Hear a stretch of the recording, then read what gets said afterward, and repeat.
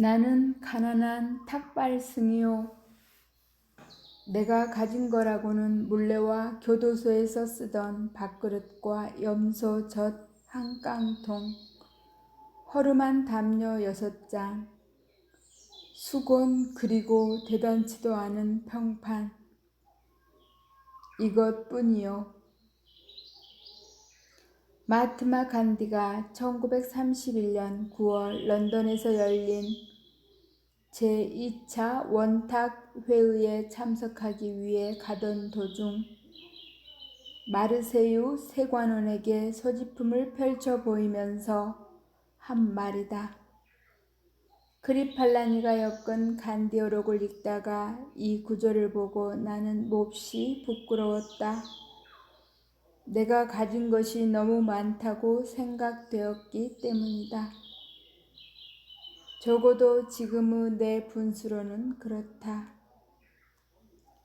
사실 이 세상에 처음 태어날 때 나는 아무것도 갖고 오지 않았었다. 살 만큼 살다가 이 지상의 적에서 사라져갈 때에도 빈손으로 갈 것이다. 그런데 살다 보니 이것저것 내 몫이 생기게 되었다. 물론 일상에 소용되는 물건들이라고 할 수도 있다. 그러나 없어서는 안 될 정도로 꼭 요긴한 것들만일까? 살펴볼수록 없어도 좋을 만한 것들이 적지 않다. 우리들이 필요에 의해서 물건을 갖게 되지만 때로는 그 물건 때문에 적잖이 마음이 쓰이게 된다. 그러니까 무엇인가를 갖는다는 것은 다른 한편 무엇인가에 얽매인다는 뜻이다.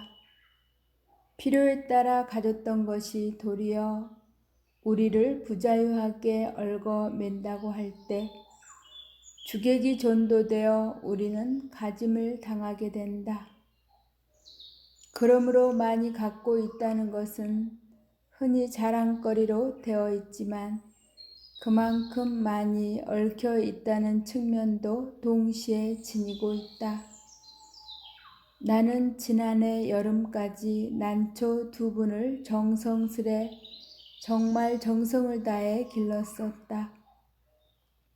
3년 전 거처를 지금의 다래원으로 옮겨왔을 때 어떤 스님이 우리 방으로 보내준 것이다.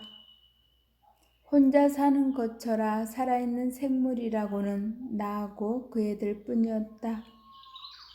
그 애들을 위해 관계 서적을 구해다 읽었고 그 애들의 건강을 위해 하이포넥스인가 하는 비료를 구해오기도 했었다. 여름철이면 서늘한 그늘을 찾아 자리를 옮겨 주어야 했고 겨울에는 그 애들을 위해 실내 온도를 내리곤 했다. 이런 정성을 일찍이 부모에게 바쳤더라면 아마 효자 소리를 듣고도 남았을 것이다. 이렇듯 애지중지 가꾼 보람으로 이른 봄이면 은은한 향기와 함께 연두빛 꽃을 피워 나를 설레게 했고 잎은 초승달처럼 항시 청청했었다. 우리 다래원을 찾아온 사람마다 싱싱한 난초를 보고 한결같이 좋아라 했다. 지난해 여름 장마가 갠 어느 날 봉선사로 운어 노사를 뵈러 간 일이 있었다. 한낮이 되자 장마에 갇혔던 햇볕이 눈부시게 쏟아져 내리고 앞 개울물 소리에 어울려 숲속에서는 매미들이 있는 대로 목청을 돋구었다. 아차, 이때서야 문득 생각이 난 것이다. 난초를 뜰에 내놓은 채 온 것이다. 모처럼 보인 찬란한 햇볕이 돌연 원망스러워졌다. 뜨거운 햇볕에 늘어져 있을 난초잎이 눈에 아른거려 더 지체할 수가 없었다. 허둥지둥 그 길로 돌아왔다. 아니나 다를까 잎은 축 늘어져 있었다. 안타까워하며 샘물을 길어다 죽여주고 했더니 겨우 고개를 들었다. 하지만 어딘지 생생한 기운이 빠져나간 것 같았다. 나는 이때 온몸으로 그리고 마음속으로 절절히 느끼게 되었다. 집착이 괴로움인 것을. 그렇다. 나는 난초에게 너무 집념한 것이다. 이 집착에서 벗어나야겠다고 결심했다. 난을 가꾸면서는 산철에도 나그네 길을 떠나지 못한 채 꼼짝을 못했다. 밖에 볼 일이 있어 잠시 방을 비울 때면 환기가 되도록 들창문을 조금 열어놓아야 했고, 분을 내놓은 채 나가다가 뒤미처 생각하고는 되돌아와 들여놓고 나간 적도 한두 번이 아니었다. 그것은 정말 지독한 집착이었다. 며칠 후 난초처럼 말이 없는 친구가 놀러왔기에 선뜻 그의 품에 분을 안겨주었다. 비로소 나는 얽매임에서 벗어난 것이다. 날아갈 듯 홀가분한 해방감. 3년 가까이 함께 지낸 유정을 떠나보냈는데도 서운하고 허전함보다 홀가분한 마음이 앞섰다. 이때부터 나는 하루 한 가지씩 버려야겠다고 스스로 다짐을 했다. 난을 통해 무소유의 의미 있는 걸 터득하게 됐다고나 할까. 인간의 역사는 어떻게 보면 소유사처럼 느껴진다. 보다 많은 자기네 몫을 위해 끊임없이 싸우고 있다. 소유욕에는 한정도 없고 휴일도 없다. 그저 하나라도 더 많이 갖고자 하는 일념으로 출렁거리고 있다. 물건만으로는 성에 차질 않아 사람까지 소유하려 든다. 그 사람이 제 뜻대로 되지 않을 경우는 끔찍한 비극도 불사하면서 제 정신도 갖지 못한 처지에 남을 가지려 하는 것이다. 소유욕은 이해와 정비례한다. 그것은 개인뿐 아니라 국가 간의 관계도 그렇다.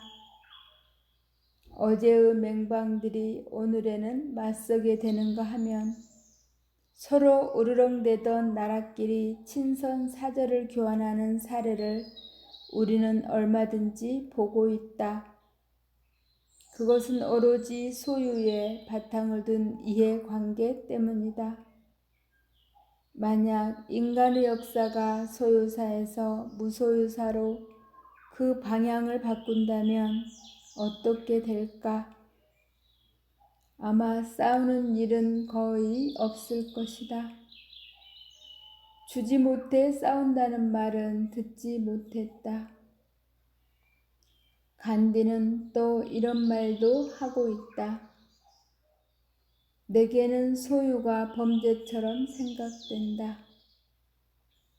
그가 무엇인가를 갖는다면 같은 물건을 갖고자 하는 사람들이 똑같이 가질 수 있을 때 한다는 것.